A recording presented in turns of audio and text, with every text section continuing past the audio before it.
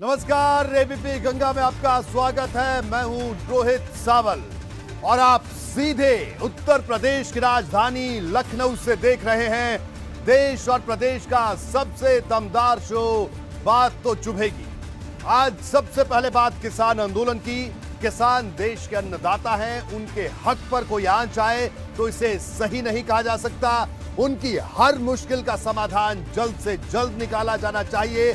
लेकिन अगर किसानों के नाम पर चल रहे आंदोलन का रुझान सियासी हो जाए तो इससे चुभने वाली बात कुछ और नहीं हो सकती। इस पर सवाल उठाना भी जायज है। आज दिल्ली के सिंघू बॉर्डर से संयुक्त किसान मोर्चा के करीब 200 किसानों ने जंतर मंतर पर दस्तक दी। जी हां, वही जंतर मंतर जो देश में बड़े आंदोलनों का गवाह है। यहां पहुंचने वालों में राकेश टिकैत समेत देश के कई किसान नेता थे। जंतर मंतर पर आंदोलनकारियों ने किसान संसद का आयोजन किया। इसमें संसद की तरह व्हिप भी जारी किया गया। सांसदों के नाम से यह व्हिप किसान नेताओं ने जारी किया। इसमें आंदोलन के बड़े मुद्दों को संसद में उठाने की हिदायत दी गई। साथ ही यह भी चेतावनी दी गई कि देश भर के किसानों की उन सांसदों पर नजर रहेगी जो किसान आंदोलनकारियों की मांगे संसद के मॉनसून सत्र में नहीं उठाएंगे। कहने को तो यह आंदोलन का नया तेवर बताया जा रहा है, लेकिन 6-7 महीने बाद यूपी समेत 5 राज्यों में चुनाव होने हैं, इसलिए इसके पीछे चुनावी राजनीति का एंगल भी तलाशा जा रहा है। मैं ये साफ कर दूं कि किसान आंदोलनकारियों की नीयत पर मुझे कोई शक नहीं है, लेकिन अगर किसानों का आंदोलन किसी भी रूप में सियासी आंदोलन बनता है और इसके जरिए चुनावी फायदा उठाने की कोशिश होती है तो फिर इससे बड़ा नुकसान देश के अन्नदाता का ही होगा, क्योंकि भविष्य में कोई भी सरकार ऐसे आंदोलन को चुनावी फायदे का सियासी शिगुफा करार दे सकती है। इसलिए मैं बात तो चुभेगी के जरिए किसान आंदोलन के तमाम नेताओं को सावधान करना चाहता हूं, क्योंकि इस वक्त कई तरह की चर्चाएं जारी हैं। बात तो चुभेगी में आज हमारा सवाल है, यह आंदोलन का नया तेवर है या फिर चुनावी ट्रेलर? बने रहिए हमारे साथ और देखते रहिए बात तो चुभेगी का ये खास एपिसोड सीधे उत्तर प्रदेश की राजधानी लखनऊ से, जहां मेरे देख सकते हैं कि किस तरह से झमाझम बारिश हो रही है। लखनऊ में मौसम सुहाना है, लेकिन सियासी गर्माहट महसूस की जा सकती है उत्तर प्रदेश की फिजाओं में।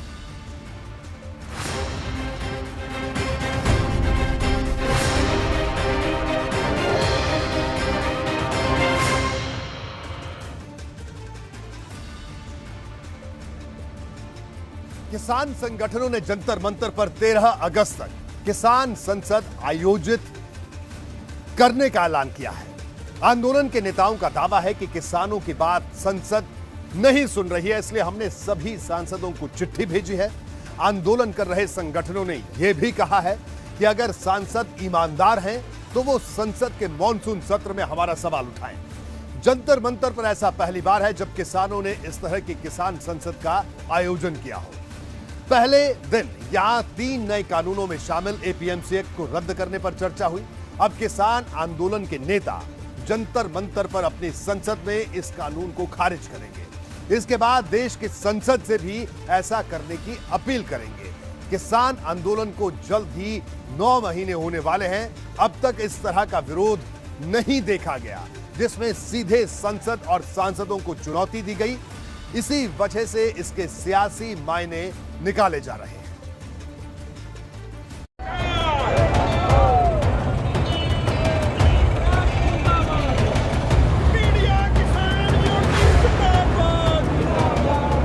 जो मेंबर पार्लियामेंट किसान की आवाज नहीं उठाएगा वो किसी भी पार्टी का होगा, उसका विरोध होगा।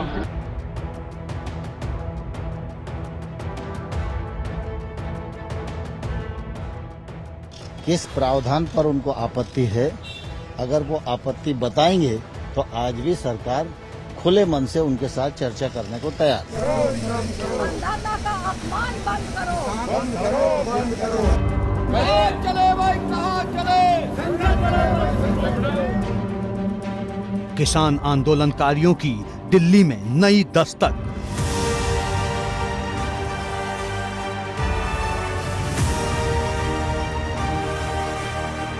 जंतर मंतर पर लगाई अपनी संसद। हमारा रोज 200 किसान नेता, कर्मी, कार्यकर्ता रोज आएंगे। आज भी 200 आए। व्हिप जारी की करके मेंबर को कहा है भी आप अंदर जाकर हमारा ये रखें भी ये 3 कानून डील हो और एमएसपी के ऊपर कानून बने। फिर हंगामा, फिर बवाल, नए आरोप, नए सवाल। बात तो बहुत है, अब कितनी बतावे? जब समस्याओं में ही जन्म हो रहा किसान का, तो बतावे कितनी। सिंघू बॉर्डर से गाजीपुर बॉर्डर तक,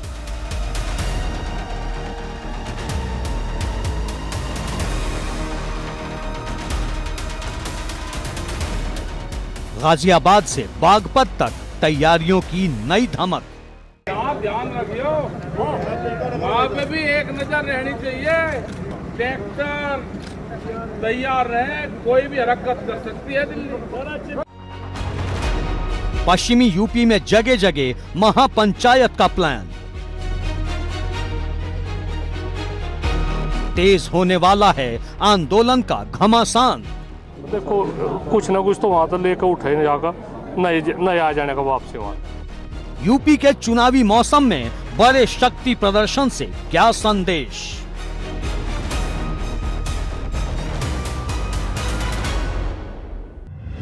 आंदोलन का नया तेवर या चुनावी ट्रेलर? ऐसा किसी पे भी स्टे थोड़ा यार, चुनाव का चुनाव जो भी आदमी वोट दे तो चुनाव भी लड़ सके। हमने तो कोई चुनाव की कहीं घोषणा करी नहीं। बात तो चुभेगी। अपने हक के लिए आंदोलन करना देश के हर नागरिक का अधिकार है, लेकिन महीनों बाद जिस तरह किसान नेताओं और सरकार के बीच संवादहीनता की स्थिति है, उससे दिक्कत आम लोगों को हो रही है। आंदोलन लगातार खींचता जा रहा है, लेकिन समाधान की तस्वीर साफ नहीं है। सरकार और किसान दोनों ही बातचीत के लिए तैयार होने की बात कहते हैं, लेकिन बात अटकी पड़ी है। इससे कई बार ये किसान आंदोलन सिर्फ रस्म अदायगी जैसा भी लगता है। सवाल है कि क्या इस तरह के सांकेतिक प्रदर्शन से समस्या का समाधान हो पाएगा? और सवाल यह भी है कि क्या इस आंदोलन को जानबूझकर लंबा खींचने के पीछे कोई सियासी रणनीति है? भाजपा के नेता लगातार ये सवाल उठाते रहे हैं। अब पश्चिम यूपी में इस पर माहौल में साफ तौर पर तपिश महसूस की जा रही है। यहां 5 सितंबर को किसान संगठन बड़ी महापंचायत की तैयारी में जुटे हैं।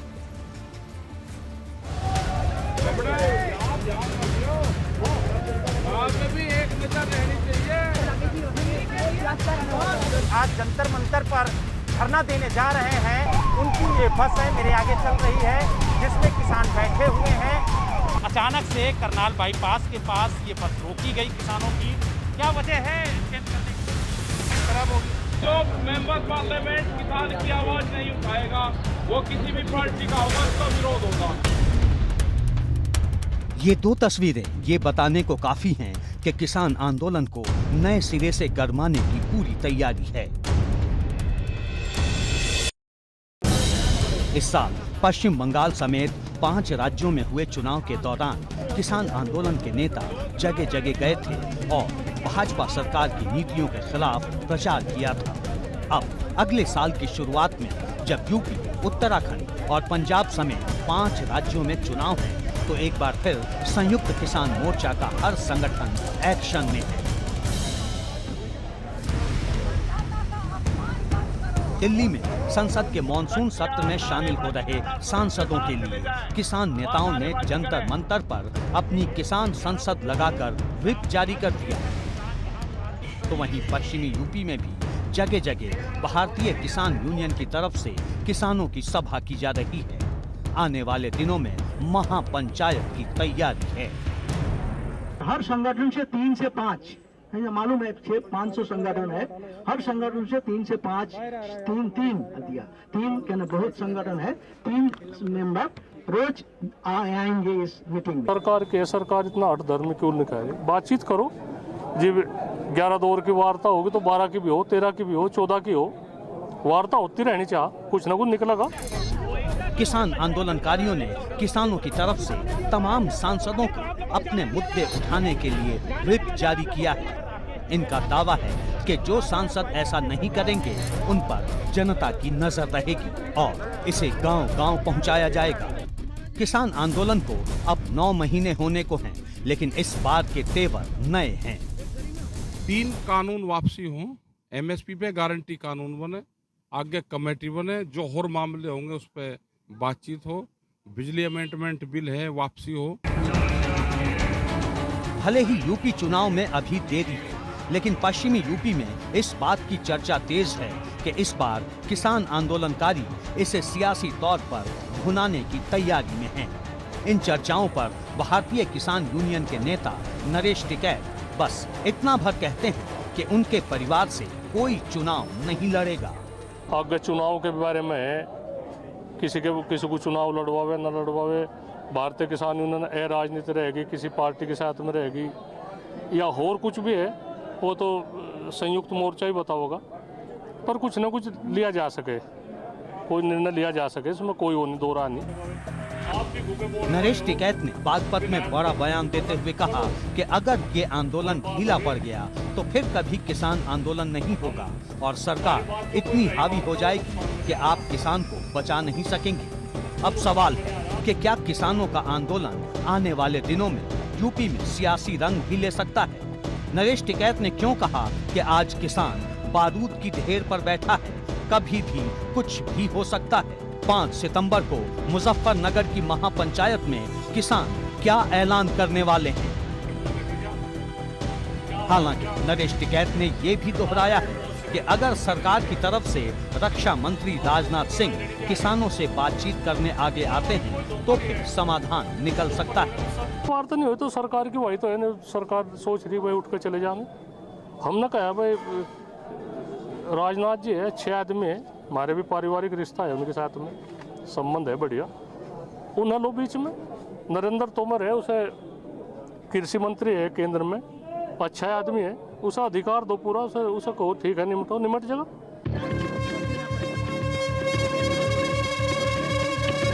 तमाम किसान नेता बार बार 5 सितंबर को मुजफ्फरनगर में बड़ी किसान महापंचायत की बातें दोहरा रहे हैं। एक एक पाई बचाकर उस पर खर्च करने की अभी से हिदायत दे रहे हैं। उससे पहले भी कई छोटी बड़ी सभाओं की तैयारी है। तो क्या किसान आंदोलन का नया ट्रेलर आने वाले दिनों में बड़ी सियासी फिल्म के रिलीज होने की तरफ इशारा है? और अगर ऐसा होता है तो ये किसान आंदोलन की नियत पर क्या सवाल नहीं होगा? क्योंकि किसान नेताओं ने वादा किया था कि वो उस आंदोलन की राह पर हैं जिसका राजनीति से कोई वास्ता नहीं। एबीपी गंगा के लिए गाजियाबाद से शक्ति सिंह के साथ दिल्ली से बलराम पांडे की रिपोर्ट। तो बिल्कुल सवाल कई उठ रहे हैं और इन सवालों के जवाब ढूंढना बेहद जरूरी है। और हमारे साथ इस वक्त राजवीर सिंह जादौन साहब हमारे साथ जुड़ गए हैं, बीकेयू के नेता हैं, उनसे भी हम बात करेंगे। जादौन साहब, आपका स्वागत है बीपी गंगा में। जादौन साहब, इससे पहले कि मैं आपके पास आऊं, यहाँ पर एक नजर डालना इस बात पर भी जरूरी है कि आखिरकार जो आंदोलन हो रहा है, किसान आंदोलन, अब एक नजर किसान आंदोलन और अलग अलग जो रणनीति उस पर बन रही है उसको लेकर, उस पर भी नजर डालना बेहद जरूरी है। देखिए, किसान आंदोलन और किस तरह से इस पूरे आंदोलन पर एक अलग अलग रणनीति बन रही है, इस पर एक नजर डाल लेते हैं। अगर रणनीति के लिहाज से आप देखें तो ये जानना बड़ा महत्वपूर्ण है कि गाजीपुर, दिल्ली के गाजीपुर और सिंघू बॉर्डर पर धरना शुरुआत में कामयाब रहा, फिर भीड़ घटी, ये स्थिति है, शुरुआत की स्थिति मैं बता रहा हूं आपको। फिर इसके बाद दिल्ली में ट्रैक्टर मार्च, 26 जनवरी को भारी हिंसा, लाल किले पर तिरंगे का अपमान हुआ, इससे भी कई तरह के संकेत गए, कोई अच्छा संकेत इससे नहीं गया। फिर किसानों का देश भर में चक्का जाम, कुछ राज्यों में इसका आंशिक असर भी देखने को मिला, लेकिन बड़ा असर इसका देखने को नहीं मिला। इसके इतर हम बढ़ते हैं आगे। अलग अलग राज्यों में बड़े प्रदर्शन हुए। पश्चिमी उत्तर प्रदेश की अगर हम बात करें तो हरियाणा, पंजाब को छोड़कर ज्यादा असर नहीं दिखा।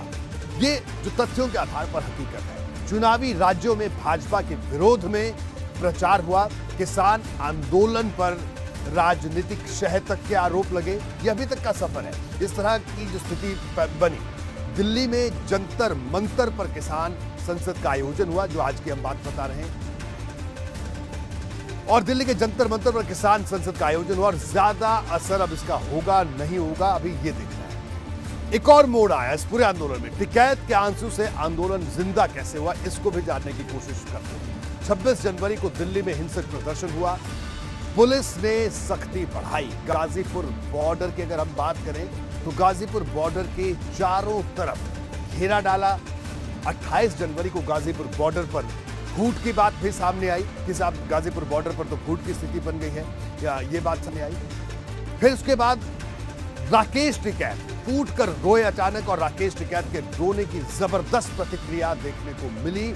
एकजुट हुआ पूरा किसान। पश्चिमी यूपी से टिकैत के समर्थकों ने दिल्ली का कूच किया और उसके बाद तस्वीर बदलती हुई नजर आई और दिल्ली में गाजीपुर बॉर्डर पर भीड़ बढ़ी। किसानों ने डेरा डाला। बाद में किसानों ने ड्यूटी लगाई कि किस तरह से हम एक एक कर प्रदर्शन करेंगे। ये हम आपको दिखा रहे हैं कि क्या स्थिति बनी, और एक एक कर यहाँ पर आने को कहा गया। खेती के काम खत्म किए जाएं। अलग अलग किसान यहाँ पर पहुंचे। बाकायदा इसके लिए एक रणनीति बनाई। गांव से जत्थे आने लगे। गाजीपुर बॉर्डर में धरने की जगह की अगर बात करें तो वहां पर स्थायी निर्माण तक देखने को मिला, और स्थायी निर्माण भी हुआ। अब गाजीपुर में फिर सरगर्मी अचानक बढ़ गई है।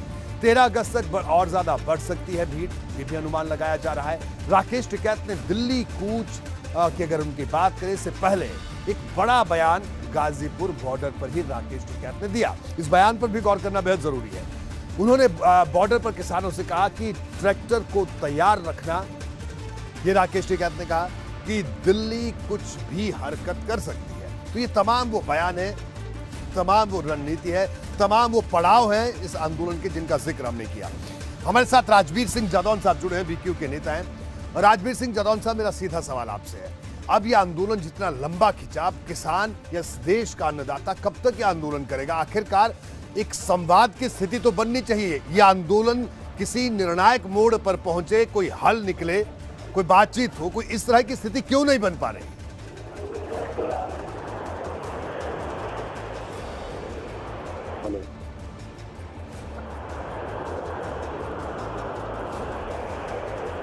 जी जादौन साहब, मेरी आवाज सुन पा रहे हैं आप? हाँ, अब आ रही है आपकी आवाज।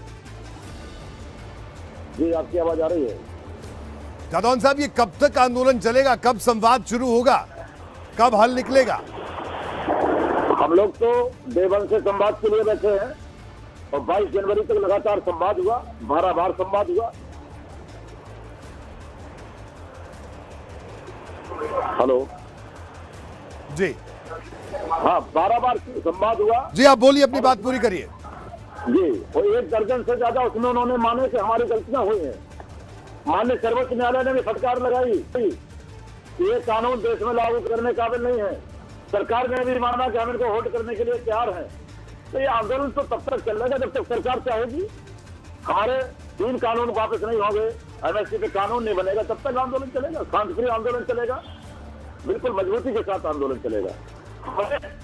देवन से यहाँ पर एक बात कहकर रखी। ठीक है, लेकिन जादौन साहब, अब ये भी आरोप लग रहे हैं कि धीरे धीरे कहीं ये आंदोलन राजनीतिक रूप ना ले ले, क्योंकि जिस तरह से जो सियासी पार्टियां हैं और इससे किसानों के इस आंदोलन को दूसरी पार्टियां हाईजैक न कर लें और अपना इस्तेमाल करें चुनावों में, और किसानों की समस्या जस की तस बनी रहे।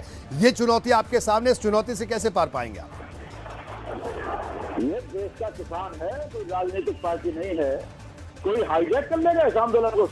आपसे वादा करता हूँ, ये बिल्कुल राजनीति से प्रेरित नहीं है। ये केवल सरकार के द्वारा लगाए हुए जिन्होंने आरोप हैं। ये जब ये कांग्रेस के लोग इसको लागू कर रहे थे, तब ये हमारे साथ आंदोलन कर रहे थे, तब क्या ये राजनीति कर रहे थे? आज अगर भाजपा लागू कर रही है, कांग्रेस के लोग विपक्ष के लोग विरोध कर रहे हैं। हम लोगों ने स्पष्ट कहा कि संसद के अंदर विरोध करिए, मजबूत विरोध करिए। जो इस समय सत्र चल रहा है, इसमें जो भी सांसद किसानों के पक्ष में आवाज नहीं उठाएगा, किसान उसको गांव में जाकर के आवाज का उसका जवाब देंगे। कोई भी बहिर्गमन करेगा, बहिर्गमन नहीं करने देंगे, वॉकआउट नहीं करने देंगे। संसद में बैठ करके बात करिए। हम लोगों ने वेब जारी किया है हिंदुस्तान के किसानों ने कि कोई भी सांसद चुनाव हुआ जो हमारा वोट लेके गया है, तो संसद के अंदर बैठ करके स्पष्ट परंपरा के तहत बहस करे और किसानों के कानूनों को वापस करवाने का काम करे। बिल्कुल ठीक है जादौन साहब, हम लोगों का है। जी सर, बोलिए। ठीक है, आप ये बात करें। जादौन साहब, 1 मिनट रुकिए। देखिए, यहाँ दर्शकों को यह भी बताना जरूरी है कि अब तक जो 12 दौर की वार्ता हुई, उस वार्ता में क्या क्या हुआ, क्योंकि लंबा अरसा हो गया जब ये वार्ता हुई, लेकिन उस वार्ता में क्या हुआ, ये इस पर नजर डालते हैं कि वार्ता में क्या क्या हुआ। देखिए, पहली बैठक की बात कर लेते हैं। पहली बैठक 14 अक्टूबर की अब बात करें, जब इस आंदोलन की एक तरीके से हम कहा जाए शुरुआत थी, तो 14 अक्टूबर 2020 को कृषि मंत्री के ना आने से किसानों ने बहिष्कार किया। किसानों ने कहा कि साहब कृषि मंत्री आएंगे तो बैठक करेंगे। फिर उसके बाद दूसरी बैठक की बारी आई। सबकी नजरें इस बैठक पर टिकी थी, लग रहा था कि इस बैठक में कुछ निकलेगा।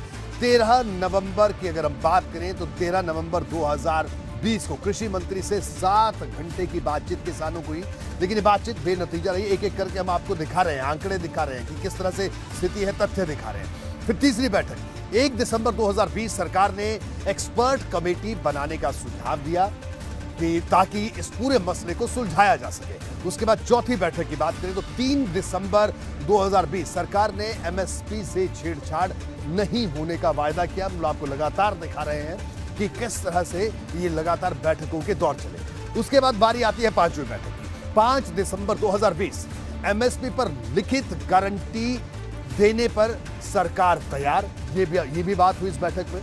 लेकिन उसके बाद छठी बैठक 8 दिसंबर 2020 की बात है। सरकार ने 22 पेज के प्रस्ताव को किसानों ने ठुकरा दिया। किसानों ने कहा कि साहब ये प्रस्ताव हमें मंजूर नहीं है। सातवीं बैठक 30 दिसंबर 2020 दो मुद्दों पर सहमति बनी। जी हां, और दो मुद्दों पर मतभेद रहा, यानी मामला यहां पर 50-50 का देखने को मिला। उसके बाद बारी आती है 8वीं बैठक की। 4 जनवरी की वो तारीख थी जब 8वीं बैठक हुई। 4 जनवरी 2021 कृषि मंत्री ने कहा ताली दोनों हाथों से बजती है, यानी दोनों लोग कुछ आगे आए कुछ पीछे हटे। और उसके बाद 9वीं बैठक की अगर बात करें तो 8 जनवरी 2021 पोस्टर लेकर किसान पहुंचे और किसान वहां पर पहुंचे बातचीत करने के लिए, जिसमें लिखा था मरेंगे या जीतेंगे। यानी किसानों ने यह संदेश देने की कोशिश की कि साहब हम आर पार की लड़ाई के मूड में। फिर बारी आती है 10वीं बैठक की। 15 जनवरी 2021 4 घंटे की बैठक में कानून वापसी तक किसानों ने साफ तौर पर कहा कि हम तब तक नहीं हटेंगे जब तक कानून वापस नहीं होता। उसके बाद 11वीं बैठक की अगर हम बात करें तो 20 जनवरी 2021 सरकार ने 1.5 साल तक कानून लागू ना करने का प्रस्ताव किसानों को दिया, लेकिन बात वहां भी नहीं बनी। और फिर उसके बाद 12वीं बैठक की बात आ जाती है, जो कि 22 जनवरी 2021 को सरकार ने उस बैठक में साफ तौर पर कहा कि कानून में कोई कमी नहीं है, किसान संगठन रद्द करने पर अड़ गए। ये बात उन्होंने कही। तो बहरहाल हमारे साथ राजवीर सिंह जादौन साहब हमारे साथ लगातार जुड़े हुए, एक बार फिर से मैं उनका रुख करूंगा। तो राजवीर सिंह जादौन साहब, अब आप ये बताइए कि अब आगे क्या? अब इतने दौर 12 दौर की बैठक, उसके बाद मामला रुक गया है, लेकिन इसको शुरुआत दोबारा से करने की जरूरत है। मैं बार बार ये कह रहा हूं, सरकार की तरफ से तो यही बात कही जा रही है कि सब बात तो की जाए, लेकिन सहमति कहां पर बने, इसको लेकर आपने कुछ सोचा है?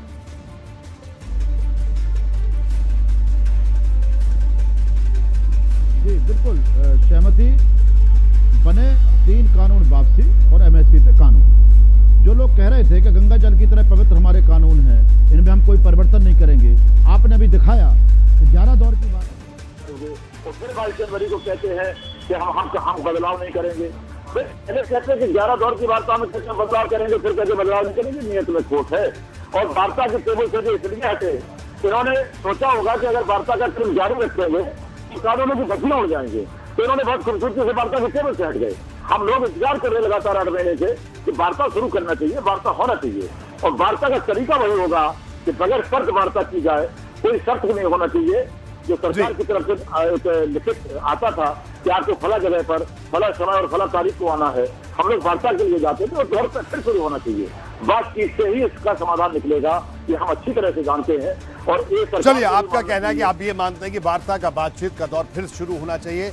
जी, राजवीर सिंह जादौन साहब, आपका बहुत बहुत शुक्रिया वीपी गंगा से जुड़ने के लिए। तो राजवीर सिंह जादौन साहब का कहना है कि हम लोग बातचीत के लिए तैयार हैं और बातचीत का सिलसिला थमना नहीं चाहिए, ये फिर से शुरू होना चाहिए। यूपी की चुनावी जंग अब लैपटॉप बनाम टैबलेट की तरफ बढ़ती नजर आ रही है। अखिलेश यादव ने 2022 के चुनाव को लेकर अपनी सरकार के लैपटॉप योजना को फिर से उछाल दिया है।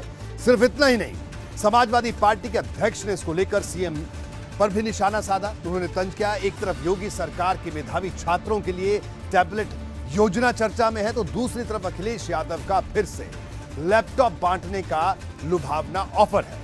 इसे चुनावी लड़ाई दिलचस्प हो गई है। यह अलग बात है कि अखिलेश का लैपटॉप बांटना खुद मुलायम सिंह यादव को चुभा था।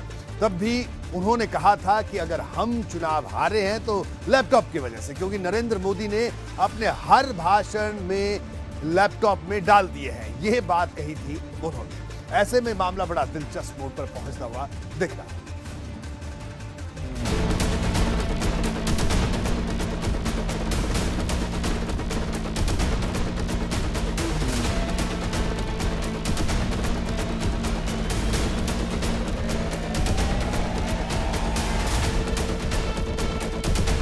सियासी लड़ाई में लैपटॉप का नया लॉलीपॉप। समाजवादी लोग थे तो लैपटॉप बांट रहे थे। जितने नौजवान खड़े हैं सब जानते होंगे किसी न किसी को उनके गांव में समाजवादी सरकार। अखिलेश ने भरी हुंकार, लैपटॉप देंगे फिर अगली बार। हो सकता है यहाँ भी कोई नौजवान हो जिसके परिवार में लैपटॉप मिला रहा हो। 2022 की लड़ाई लैपटॉप बनाम टैबलेट पर आई। में जो भी पात्रता की श्रेणी में बच्चे आएंगे उनके लिए टैबलेट की व्यवस्था भी हम लोगों ने इस योजना के अंतर्गत आज घोषित किया है। उन्हें एक एक टैबलेट भी उपलब्ध कराएंगे, क्योंकि जो बच्चे वर्चुअली इस क्लास के साथ जुड़ेंगे उनके लिए टैबलेट आवश्यक है और टैबलेट की व्यवस्था का प्रावधान आज के इस बजट में उनके लिए किया गया है।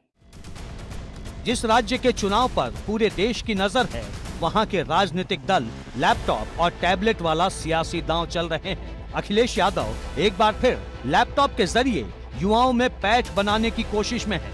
हालांकि बच्चे तो वोट नहीं देते, लेकिन समाजवादी पार्टी का निशाना उन माता पिता पर है जिनके बच्चे स्कूल जाते हैं और जिन्हें लैपटॉप चाहिए।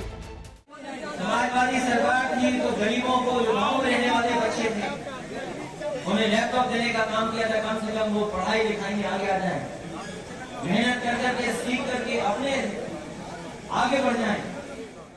अखिलेश यादव की लैपटॉप वाली योजना 2017 में तो उनका साथ नहीं दे पाई, लेकिन उन्हें ये जरूर लगता है कि जनता को उनका लैपटॉप आज भी याद आता होगा। हाथ उठाना, गड़बड़ हाथ मत उठाना।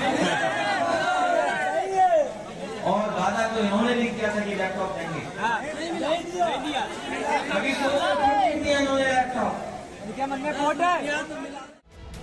अखिलेश बिल्कुल चुनावी मोड में आ चुके हैं और उन्नाव में उन्होंने छोटी सी जनसभा करके इसका संदेश भी दे दिया।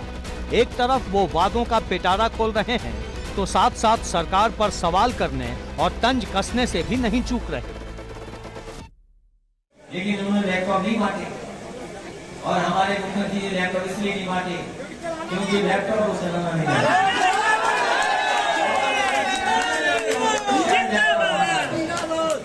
उन्हें क्या आता है वो नहीं बताऊंगा। सपा सरकार के लैपटॉप योजना की काट में योगी सरकार टैबलेट वाली योजना लाई है। अभ्युदय योजना के तहत 10 लाख युवाओं को फ्री टैबलेट देने का लक्ष्य है। हालांकि इसके लिए युवाओं को परीक्षा से भी गुजरना पड़ेगा। ऐसे में 2022 की सियासी लड़ाई और ज्यादा रोमांचक नजर आ रही है। एबीपी गंगा के लिए ब्यूरो रिपोर्ट।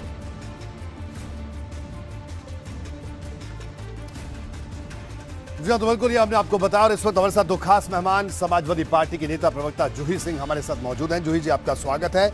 साथ ही साथ भारतीय जनता पार्टी से राज्यसभा सांसद हरनाथ सिंह यादव साहब भी हमारे साथ मौजूद हैं।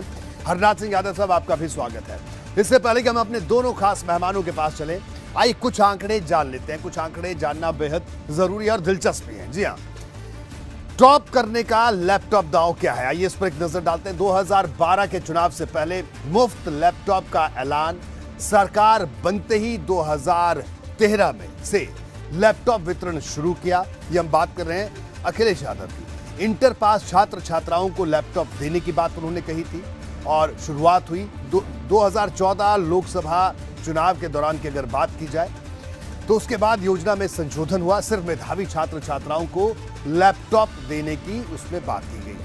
और आपको बता दें कि मेधावी छात्र छात्राओं को लैपटॉप 18 लाख से ज्यादा लैपटॉप देने का दावा किया गया। 2017 में समाजवादी पार्टी सत्ता से बाहर हुई। 2020 में सपा ने अपनी तरफ से लैपटॉप बांटे। हाई स्कूल इंटर के 51 मेधावी छात्रों को लैपटॉप दिए। बाद में केंद्रीय बोर्ड के मेधावी छात्रों के साथ भी उन्होंने इसी तरह से लैपटॉप वितरण का काम किया।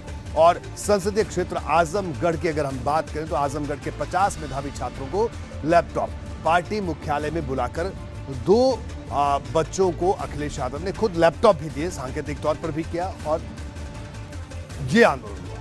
लेकिन अब आगे आपको ये दिखाते हैं कि आखिरकार अखिलेश यादव की इस लैपटॉप वाली योजना पर सवाल कैसे उठ रहे हैं, क्यों उठे, क्या वजह थी। जी हाँ, लैपटॉप योजना में भ्रष्टाचार के आरोप लगे, सरकार बदलने पर लैपटॉप स्कीम की जांच के आदेश हुए, इस पूरी की पूरी स्कीम के, इस पूरी की पूरी योजना के, और अप्रैल 2017 में योगी सरकार ने इस जांच के आदेश दिए।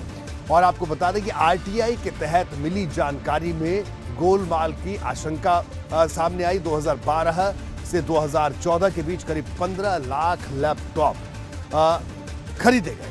आरटीआई की अगर बात करें तो आरटीआई से जो आंकड़े सामने आए, आरटीआई बांटे के लैपटॉप्स में 9 लाख लैपटॉप का हिसाब नहीं था।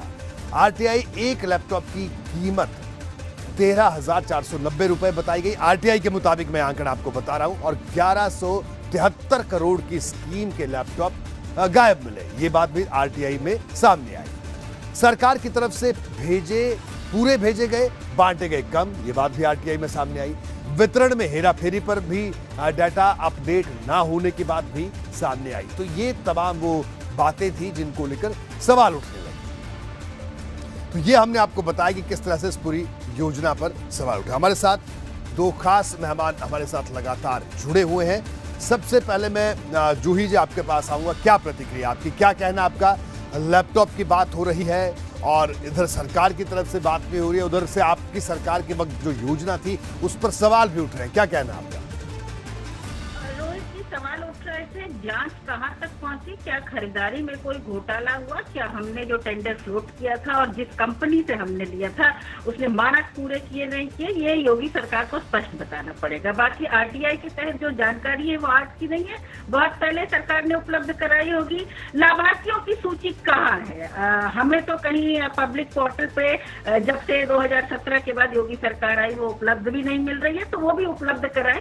किसी पर इल्जाम लगाना, इल्जाम तो उन्होंने एक्सप्रेस वे पे लगाए। उनके कुछ अधिकारी जेपीएनआईसी सेंटर में पैदल चले गए, वहां कुदार से, फावड़े से खुदाई भी हुई, उसके भी मानक टेस्ट हुए। तो इस तरह के आरोप प्रत्यारोप लगते रहते हैं। हम अपना काम करेंगे। लैपटॉप नेताजी ने जरूर कहा था, लेकिन हमारे राष्ट्रीय अध्यक्ष मुख्यमंत्री ये चाहते थे कि बच्चों को तकनीक से जोड़ा जाए, और ये लैपटॉप बहुत कारगर हुआ है। बहुत सारे लोगों ने स्टार्टअप बिजनेस शुरू किए हैं लखनऊ में, जिनसे हमारी ऑफिशियल नहीं, अभी चलते हुए मुलाकात हो जाती है। 1090 के तहत कुछ लोगों ने इसी लैपटॉप से अपनी शिकायतें दर्ज करवाई। दुबई तक में जब बच्चे बाहर पढ़ने गए तो ये लैपटॉप ले गए और उनकी पढ़ाई में बड़ा असिस्टेंस हुआ। तो रोज जी आरोप है, सरकार को प्रूव करना है, सरकार प्रूव करे। अफवाह फैलाने से आरोप सच नहीं हो जाते, और न जो झूठे आरोप होते हैं उस पर हमें बुरा लगता है। जी बिल्कुल ठीक है जूही जी, आपका कहना है कि अफवाहें फैलाने से आरोप सच नहीं हो जाते। हरनाथ सिंह यादव साहब से प्रतिक्रिया लेते हैं। हरनाथ सिंह यादव साहब, क्या कहना आपका? देखिए, लैपटॉप छात्रों को मिले तो अच्छी बात है, लेकिन अब जो सवाल भी उठे और तमाम बातें सामने आई, और अब आपकी सरकार है, आपकी सरकार टैबलेट देने की बात करे, क्या कहना आपका? और जूही जी ने जो तमाम बातें की उस पर क्या कहना आपका? देखिए, 2014 से पहले समाजवादी पार्टी की सरकार में सरकारी धन की खुलेआम लूट होती थी, और चाहे टैबलेट योजना हो या अन्य योजनाएं हों, सभी योजनाओं में जम करके लूट किए गए, और सारे जो घोटाले हुए उनकी जांच चल रही है, जनता के सामने आ रही है। और जो टैबलेट का जहाँ तक सवाल है, टैबलेट आए थे, मैंने खुद वो टैबलेट देखे हैं, बहुत घटिया किस्म के टैबलेट थे। और टैबलेट जितने क्या जो रिकॉर्ड पाया गया है, यानी वो उसमें हेरा फेरी की गई है। ये जांच में सारी चीज़ें आ रही हैं, आरटीआई, जैसा आपने बताया, आरटीआई के माध्यम से आ रही हैं। और दूसरी बात ये है कि उत्तर प्रदेश, यदि मान लो अखिलेश जी ने इतने अच्छा काम किया था, तो आखिर उत्तर प्रदेश की जनता ने उनको नकार क्यों दिया? यह एक सवाल उठता है। और उसका मुख्य कारण यह है कि उत्तर प्रदेश एक बीमारू प्रदेश बन गया था। उत्तर प्रदेश लूट खसोट का केंद्र बन गया था। हर क्षेत्र में कैसे सरकारी योजनाओं में से पैसा निकाला जाए, अपनी जेब में भरी जाए, ये काम एक प्रमुख रूप से होता था। जब से आदरणीय योगी जी की सरकार आई है, योगी जी ने साढ़े 4 वर्ष के काल में ये हम कह सकते हैं और पूरा हिंदुस्तान मानता है कि उत्तर प्रदेश की ओर अग्रसर हो रहा है। उत्तर प्रदेश में चहुमुखी विकास की धारा बहने लगी है और क्या नाम है, ये कोई हम आपके चैनल के माध्यम से ये जनता विश्वास है। जैसे उदाहरण के लिए उत्तर प्रदेश जो है अपराधों की राजधानी बन गया था और गुंडागर्दी इतनी चरम सीमा पर थी कि आम आदमी का जीना दूभर हो गया था जी।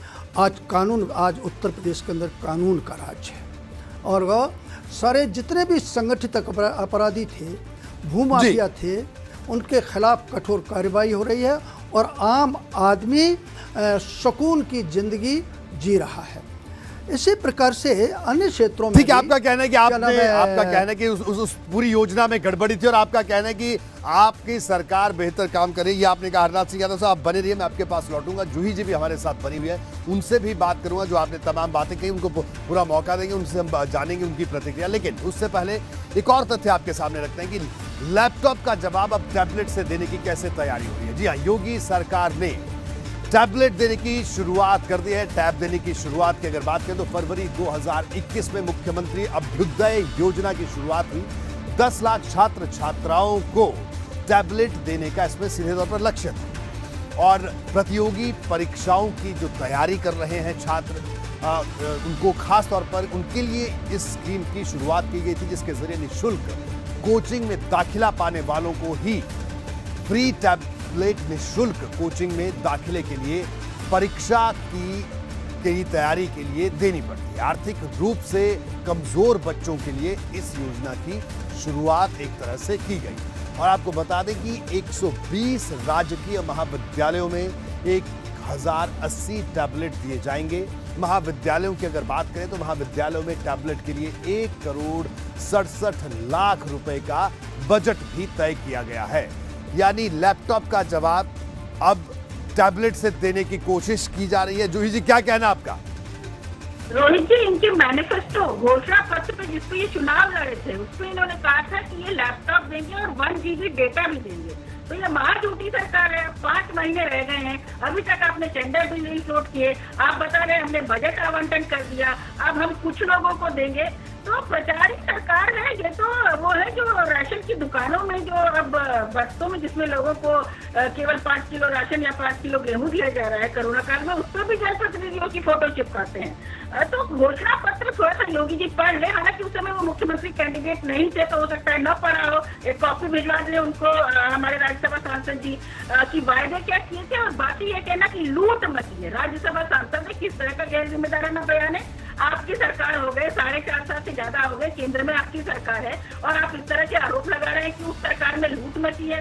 पी रहा है, आप महिलाओं का कर रहे हैं, महिलाओं के प्रति आप अपराध आपके बढ़ रहे हैं। आप केवल एक काम कर रहे हैं कि नाम बदल रहे हैं। कोरोना काल में लोगों की मौत हो रही है, लोग रामनामी चादरें आप खिंचवा रहे हैं, दवाइयां मिल नहीं रही है, पीपी की किट का घोटाला आपके में सामने आ रहा है।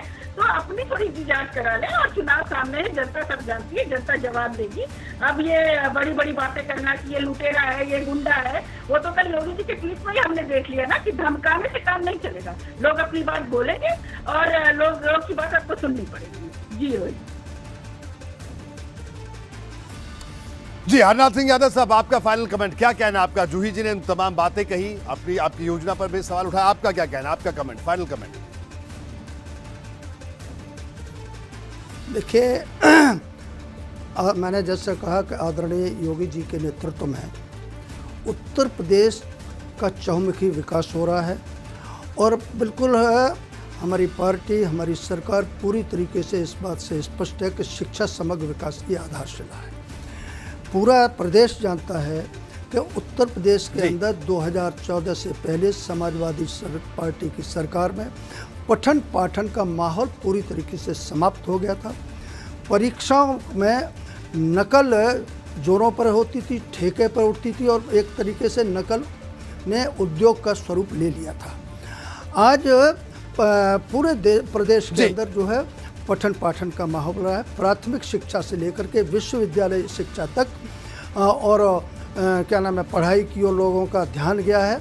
अध्यापक जो पहले विद्यालय में नहीं जाते थे, क्लास नहीं लेते थे। जी बिल्कुल, बढ़ते आगे और अब बात करेंगे कांग्रेस की। जी हाँ, कांग्रेस ने आज पेगासस जासूसी मामले को लेकर देश भर में प्रदर्शन किया। यूपी में पार्टी के विरोध प्रदर्शन की कमान प्रदेश अध्यक्ष अजय कुमार लल्लू के हाथों में थी। कांग्रेस कार्यकर्ताओं के साथ प्रदर्शन कर रहे अजय कुमार लल्लू को पुलिस ने रोका तो हल्की धक्का मुक्की हुई, जिसके बाद पुलिस ने उन्हें हिरासत में लिया। अजय लल्लू को पुलिस जबरन जीप में बैठाने लगी तो कांग्रेस कार्यकर्ताओं ने जमकर विरोध किया। पार्टी के कई नेताओं को प्रदर्शन से पहले नजरबंद भी किया गया था।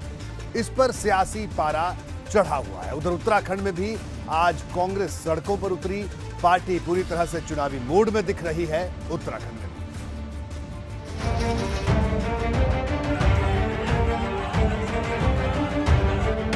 जासूसी के विरोध में सड़क से संसद तक संग्राम। ये सरकार आदरणीय राहुल गांधी जी के खिलाफ जासूसी करती है, उनके फोन टेप करती है, तमाम राजनीतिक सामाजिक लोगों के फोन को टेपिंग करती है, पत्रकारों के फोन को टेपिंग करती है। यूपी से उत्तराखंड तक कांग्रेस का विरोध मार्च। बैठे हुए लोगों के इशारे पर निजता पर हमला हो रहा है। इस देश के लोकतंत्र को कमजोर करने का प्रयास हो रहा है। कांग्रेस के शांति मार्च में खूब हुआ सियासी बवाल। पेगासस जासूसी मामले में कथित तौर पर राहुल गांधी का नाम सामने आया तो लखनऊ से देहरादून तक कांग्रेस नेता सड़क पर उतर आए। राजभवन तक शांति मार्च निकालने की तैयारी थी, लेकिन पुलिस ने प्रदर्शन से पहले ही यूपी कांग्रेस के अध्यक्ष अजय लल्लू को गिरफ्तार कर लिया। कांग्रेस पार्टी इस सरकार के इस मंसूबे के खिलाफ आंदोलन कर रही है। पूरा देशव्यापी आंदोलन है। घर के सामने पहरा, जो लोग आवाज उठा रहे हैं उनको लाठी डंडों से पीटकर जेल की सलाखों में, जो लोग आवाज उठा रहे हैं किसान नौजवान की, उनके खिलाफ मुकदमा लिखकर जेल भेजना, ये सरकार की फितरत है। कांग्रेस पार्टी डरने वाली नहीं, झुकने वाली नहीं। कांग्रेस के इस प्रदर्शन में बवाल भी कटा। पुलिस ने जैसे ही अजय लल्लू को गिरफ्तार किया, कांग्रेस के कार्यकर्ता आक्रोशित हो गए। धक्का मुक्की भी हुई, टकराव के हालात भी बने। और इस वक्त हमारे साथ दीपक सिंह जुड़े हुए हैं, कांग्रेस के नेता हैं, उनसे हम बात करेंगे। दीपक, आपका बहुत बहुत स्वागत है बीपी गंगा में, और आपको भी हिरासत में लिया गया था। तो क्या कुल मिला के जो कांग्रेस की जो रणनीति है, कांग्रेस अब चुनाव नजदीक है, आप लोग दिख रहे हैं, सड़कों पर भी आप लोग दिख रहे हैं, तो इसे क्या माना जाए? इसे कांग्रेस का चुनावी मोड माना जाए या इसे कांग्रेस का आंदोलनकारी मोड माना जाए? किस मोड में कांग्रेस पार्टी उत्तर प्रदेश में दिख रही है, क्या कहना है आपका? रोहित भाई, आपको याद होगा उत्तर प्रदेश में लोकसभा चुनाव के बाद तुरंत से कांग्रेस पार्टी सड़क पर थी, आंदोलन पे थी। मिर्जापुर में आपने देखा था जिस तरह से प्रियंका गांधी जी सीधे मिर्जापुर पहुंची थी और चुनाव में गिरफ्तार किया गया। तब से लेकर अब तक हर मुद्दे पर सिर्फ और सिर्फ कांग्रेस पार्टी सड़क पर निकलकर आंदोलन करती रही। अन्य विपक्षी दलों के दफ्तरों में ताले बंद थे। आज का जो मुद्दा है, जो जासूसी कांड है, किस तरह से पत्रकारों के, जजों के और हमारे नेता राहुल गांधी जी के फोन को टेप किया गया, ये दर्शाता है उत्तर प्रदेश से लेकर पूरे देश की जो भारतीय जनता पार्टी की सरकार है, ये डर रही है, सच्चाई दिखाने से डर रही है, सच बोलने वाले से डर रही है। और कांग्रेस पार्टी का अपना उसूल और सिद्धांत है कि लोकतंत्र के चीरहरण में जो चुप पाए जाएंगे, लोग इतिहासों के कालखंड में सब कायर कहलाएंगे। कांग्रेस पार्टी लड़ना जानती है, कांग्रेस पार्टी अंग्रेजों से लड़ी है, कांग्रेस पार्टी अंग्रेजों के इन मुखबिरों से भी लड़ेगी और इन्हें हटाने तक इस संघर्ष को जारी रखेगी। क्या लोकतंत्र में होगा? पत्रकारों के फोन टेप किए जाएंगे, जो पत्रकार जो मीडिया हमारा सच दिखाएगा उसके घर में आईटी के छापे मारे जाएंगे, उसे जेल भेजा जाएगा, उसके चैनल को, अखबार को बंद कराने की कोशिश की जाएगी।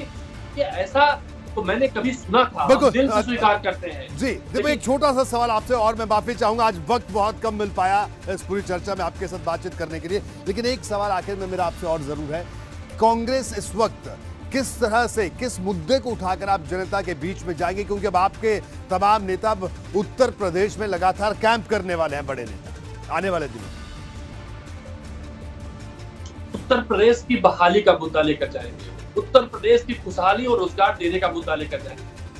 कांग्रेस पार्टी के पास पूरा डेटा और रिकॉर्ड है। कांग्रेस पार्टी ने 1989 के पहले जो उद्योग धंधे शुरू किए थे, एक एक करके बंद हो गए, जिससे रोजगार का सिलसिला समाप्त हो गया है।